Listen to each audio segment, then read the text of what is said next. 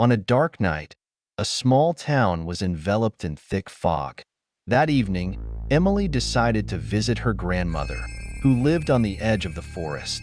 On the way, her old car suddenly broke down, and she was forced to walk along a deserted path. Suddenly, among the trees, she noticed a faint glow. Approaching closer, Emily saw an abandoned house that hadn't been there before. Curiosity got the better of her, and she decided to enter.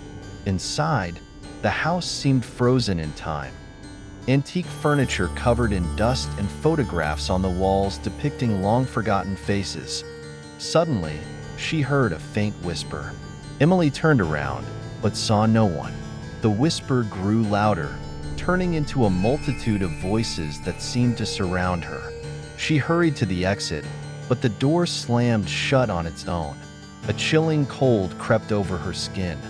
Suddenly, Emily noticed a face on one of the photographs that looked disturbingly familiar. It was her own, but dressed in clothes from a bygone era. Terrified, she tried to force the door open, but it was in vain. The voices now seemed to be right behind her. Turning around, Emily saw shadows slowly approaching. Their eyes glowed, and their hands reached out to her. The last thing she heard was a cold, whispering voice. "You are now one of us."